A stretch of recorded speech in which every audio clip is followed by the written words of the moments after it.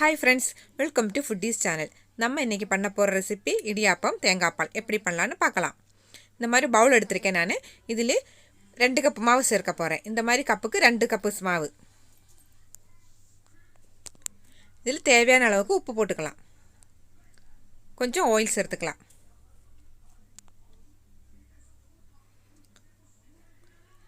இதில் சேர்க்கறக்க தண்ணி நான் நல்லா கொதிக்க வச்சிருக்கேன். கொதிக்கிற தண்ணி தான் இதில் ஊற்றி நம்ம மிக்ஸ் பண்ண போகிறேன். அப்போதான் இடியாப்பம் நல்லா சாஃப்டாக வரும் நம்மளுக்கு. நல்லா மிக்ஸ் பண்ணி விட்டுட்டு நம்ம இதில் கொஞ்சம் கொஞ்சமாக தண்ணி சேர்த்துக்கலாம். ஒரு கரண்டியை வச்சு நம்ம மிக்ஸ் பண்ணி விட்டுடலாம். தண்ணி கொதிக்க கொதிக்க இருக்குது, அதனால் கை வைக்க முடியாது. ஒரு கரண்டியை வச்சு நம்ம இந்த மாதிரி மிக்ஸ் பண்ணி விட்டுடலாம். தண்ணி ஊற்றி நல்லா மிக்ஸ் பண்ணிக்கோங்க. எல்லா பக்கமும் தண்ணி போய் சேர்கிற மாதிரி மிக்ஸ் பண்ணிக்கோங்க. கை பொறுக்கிற சூடு வந்த உடனே நம்ம ஒரு பெரிய பாத்திரத்துக்கு மாற்றி இதை நம்ம கையில் பிணைஞ்சு எடுத்துக்கலாம்.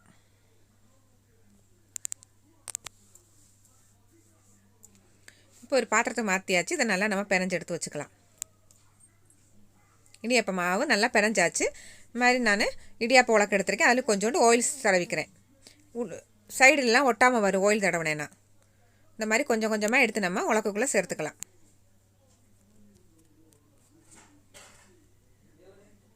நான் இன்றைக்கி பெரிய இடியாப்பம் தான் செய்ய போகிறேன்.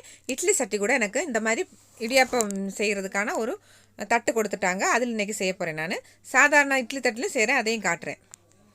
அடுப்பில் தண்ணியை வச்சுட்டு நம்ம அதுக்கு மேலே இப்படி புளிஞ்சு விட்டுறலாம்.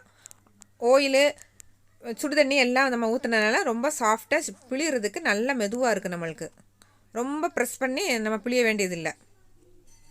இது வேகட்டும். அது வேகிறதுக்குள்ளே நம்ம இந்த மாதிரி இட்லி சட்டியில் சாதாரணமாக இடியாப்பத்தை புளிஞ்சிக்கலாம். தேங்காய் கொஞ்சம் சேர்த்து புளிய போகிறேன். தேங்காய் கொஞ்சம் சேர்த்து இடியாப்பம் சாப்பிட்றது எனக்கு பிடிக்கும், அதனால் அந்த மாதிரி புளிகிறேன் நான். உங்களுக்கு தேங்காய் வேண்டாட்டி சும்மாவே புளிஞ்சிக்கலாம்.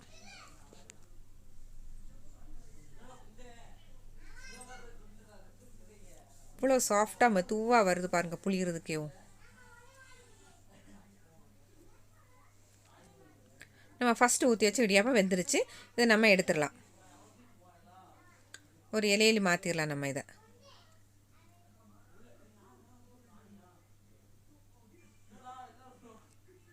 இடியாப்பம் நம்மளுக்கு சூப்பராக ரெடி ஆயிடுச்சு. ரொம்ப சாஃப்டாக இருக்குது இந்த இடியாப்பமேவும். அப்படியே மெல்லிசாக நல்லா இருக்குது. இந்த நம்ம இட்லி சட்டியில் ஊற்றி வச்சதும் ரெடி ஆயிடுச்சு. அதுவுமே எடுக்கிறதுக்குள்ளேயும் பிஞ்சு போகிற மாதிரி இருக்குது. அவ்வளோ சாஃப்டாக இருக்குது இடியாப்பம்.